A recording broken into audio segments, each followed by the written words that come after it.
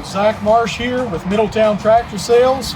Today I'd like to take you through the regeneration process on this John Deere 5075E tractor and try to simplify the process, show you that it's not complicated, something that can easily be done, and hopefully prevent unneeded service calls and downtime in the field.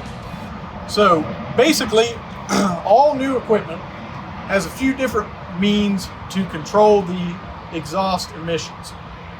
Deere, along with all the other major manufacturers, uses one of 2 or 3 different methods. This particular machine uses a diesel particulate filter, and it is exactly what it sounds like. It's a filter for the exhaust system. You will see, and we'll show you that there is a canister on top of the engine, the actual DPF housing, and it has a filter media in it called a substrate that just looks like if you were to take it apart, it looks like a ceramic honeycomb. And that system works by running the exhaust gas through, capturing particulates, and measuring differential pressure at each side of the filter. I'll show you the sensors. As you can see, there is an inlet sensor and an outlet sensor, and it's constantly monitoring pressure differential between the two.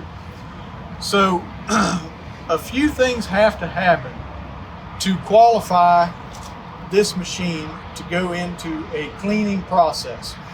We're going to get inside the cab, and I'll show you how from the instrument cluster, the control, you can select to make it automatically clean the filter while you're operating the tractor, or if and when needed, you can engage a parked regeneration and force it to regen to burn that soot out of the substrate, out of that filter media. And then lastly, I'll show you the icons and the warning symbols that will illuminate when you need to call a technician to come out, hook up the machine, and actually perform a service regeneration. We'll also talk for a minute about the lifespan on this filter media and some things that you can do to extend that. From inside the cab of the tractor, everything associated with the exhaust filter cleaning is going to be on the bottom right of the instrument panel. So you will see while you're looking at it that on the bottom right, the top icon, which looks like a puff of smoke with a thermometer, that is the exhaust temperature high indicator. Just below it, in the far bottom right corner, you're going to see an exhaust filter restriction indicator. And then to the immediate left of it, it's going to look like a cloud going through a piece of filter media with a line through it.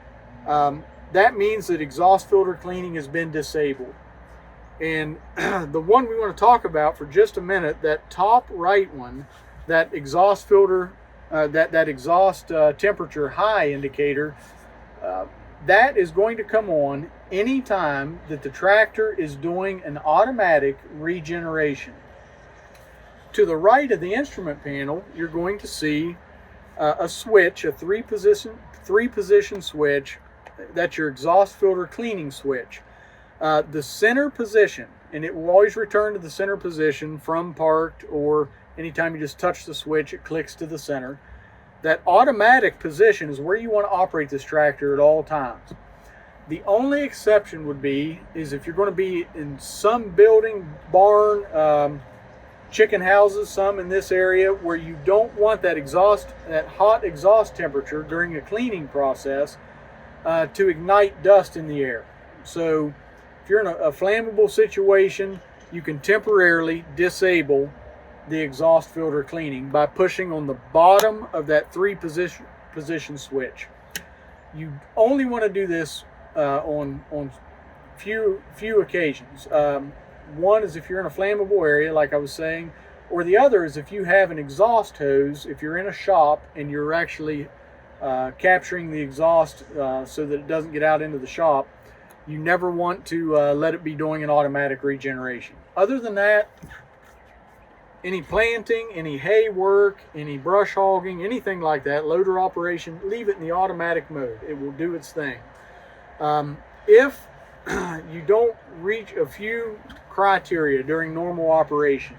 You don't let the engine get warm enough. You're maybe going out and feeding a few bales of hay and then parking the tractor. You could experience some restriction in that filter, some soot buildup, and it may be necessary to do a parked regeneration. If that's the case, you will see the bottom right indicator illuminate. That's the exhaust filter restriction, and you will see the caution sign come up. It's an exclamation point inside of a diamond. If those two come up in conjunction, there's still no major problem, but you have to initiate a parked regeneration. So let's talk about that for a second. A parked regeneration, you will want to reduce your throttle to idle. You will want to make sure the tractor's in park. The PTO has to be disengaged, and the tractor has to be up to operating temperature. If all that criteria is met, you can push and hold the parked regeneration switch. You will see it illuminate.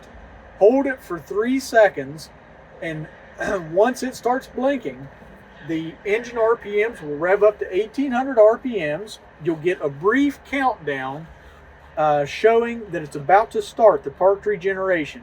Then once it starts, it will start counting down from 1 to 100 and show you the percentage of completion. This could take anywhere from 30 to 45 minutes. So make sure you have adequate fuel in the tank. Make sure you're parked in an area that there's nothing flammable. You're not next to a barn full of hay, and let it go through the process.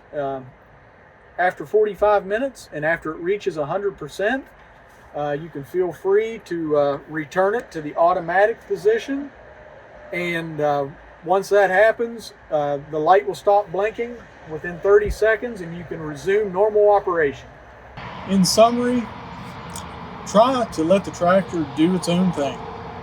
Leave it in the automatic mode unless absolutely necessary to disable it. Try not to shut the tractor off while it's doing a regeneration. And unless you see an illuminated exclamation point or stop sign on the instrument cluster, there's no need to panic. Everything could be corrected from right there in the cab. Please consult your operator's manual. Under the operations section, there is a great explanation of everything that I've went through. And if you have additional questions, contact your local Middletown tractor sales dealership and we'd be happy to help you through it. Thank you for your time.